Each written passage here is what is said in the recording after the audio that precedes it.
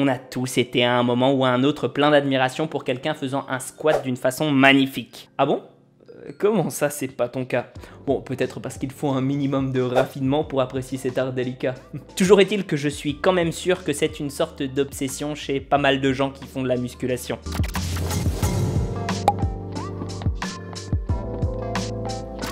L'exécution parfaite. Si elle n'est pas gage de connaissance, elle force le respect et le fait qu'on te prenne au sérieux. Un peu comme quand quelqu'un écrit sans faute d'orthographe sur internet. Mais existe-t-elle vraiment? Déjà, faut bien comprendre un truc, s'entraîner en position de faiblesse ou de force pour certains muscles sur un mouvement, ça s'obtient par des variations de forme. Ce qui veut dire que n'importe quel exercice peut être réalisé de façon différente sans que ce soit une déviation de la forme parfaite.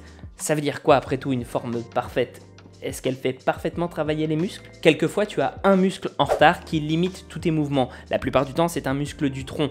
Disons par exemple pour le pendlay row, tu peux pas mettre très lourd si jamais tu as tes extenseurs qui ne sont pas très forts. Renforcer ce muscle-là avec des exécutions qui pourraient être vues comme imparfaites ou partielles, voire le sortir de l'équation avec d'autres exécutions imparfaites ou partielles, c'est presque obligatoire si tu veux continuer à progresser. Bon, alors bien sûr, tu peux le travailler avec d'autres exercices réalisés de façon parfaite, mais plus tu seras proche du mouvement que tu veux faire, plus tu auras de la force dans ce dernier. Donc, si jamais tu veux gagner de la force dans un angle bien précis, il vaut mieux faire une répétition imparfaite, partielle, plutôt que de faire complètement autre chose. Faut bien se rappeler deux trucs. Un muscle ne sera pas aussi fort en concentrique qu'en excentrique, et plus il va s'écarter de sa longueur initiale, plus il perdra en force. Enfin, c'est un peu plus complexe que ça. Plus il se rétrécit, plus effectivement il perd de sa force, mais plus il s'allonge, plus il perd de sa force, disons, active, et il en gagne passive.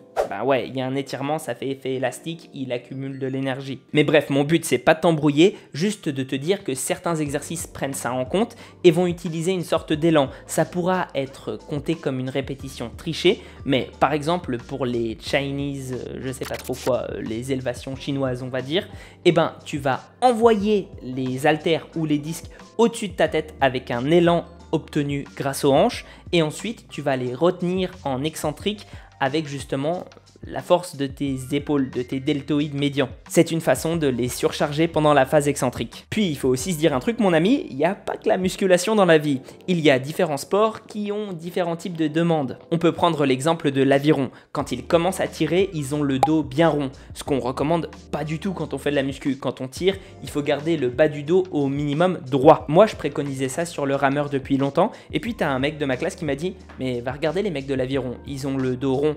Au début, je voulais pas le croire, je l'ai même contredit, puis je suis allé voir et je me suis rendu compte que ouais. Pourtant, même si je ne me suis pas renseigné particulièrement, ils ont pas l'air de souffrir de plus de blessures que les autres. Si je devais même essayer de deviner, je pense qu'ils ont moins de problèmes de dos que la majorité de la population sédentaire. Est-ce que quelqu'un qui fait de l'aviron devrait pour autant courber son dos quand il fait du soulevé de terre ou du rowing à la salle?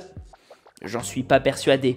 Mais dans certains cas, avec certaines sortes d'exercices, c'est probablement réalisable. Enfin, j'aimerais te parler des différences anatomiques et notamment de la hanche. Le spécialiste mondial sur la santé de la colonne vertébrale, le Dr Stuart McGill, et oui, évidemment, le bassin et la hanche, c'est pas la colonne vertébrale, mais si t'es pas trop bête, tu te rends compte que c'est à la fin et donc il s'y est peut-être un petit peu intéressé au bout de toutes ces années de carrière. Bref, ce gars-là a expliqué plusieurs fois en interview qu'il y avait de grosses différences morphologiques au niveau du creux de la hanche, tu sais, celui qui accueille la tête du fémur. En gros, vers la Pologne, on a un berceau génétique immense de personnes qui ont des hanches ou des creux de la hanche qui sont très peu profonds. À l'opposé, en Bretagne, on a la hanche dite celtique avec des creux très profond. Cette hanche polonaise permet de faire des squats super bas. Ouais, forcément, ça coulisse mieux et du coup, tu as une souplesse naturelle qui est bien plus importante. Tu peux donc garder ton bassin en antéversion pendant tout le long du mouvement, même quand tu vas à ass to grass, comme disent les Anglais. A l'inverse, la hanche celtique, elle ne permet pas ça et tu vas te retrouver très vite en rétroversion, c'est-à-dire à courber le bassin et donc la colonne et donc risquer beaucoup de complications. Cependant, la hanche celtique est bien meilleure pour la marche et est beaucoup plus puissante sur la faible amplitude qu'elle a. Et c'est en Pologne qu'on a le plus de dislocations de hanches. On se demande pourquoi. Mais donc, dépendant de leur hanche, certaines personnes ne peuvent pas réaliser un squat complet. Et ça s'applique pour plein d'autres particularités anatomiques. Donc, conclusion, on ne peut pas juger quelqu'un en voyant juste sa forme à la salle. Il peut y avoir plein de raisons qui expliquent ça.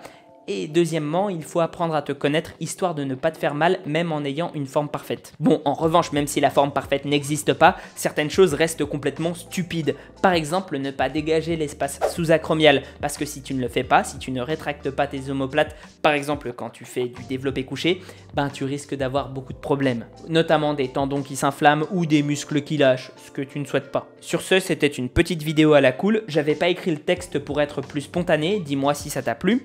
Et n'hésite pas d'ailleurs à liker, partager et puis aussi à aller me voir sur Utip, Tipeee pour récompenser mon travail, à t'abonner à mon Instagram parce que, ben ouais, il faut aller voir, je donne des conseils, tout ça, à aller sur mon Discord pour discuter avec toute la communauté, on est sympa et on donne de plutôt bons conseils. Et prends soin de toi et à la prochaine!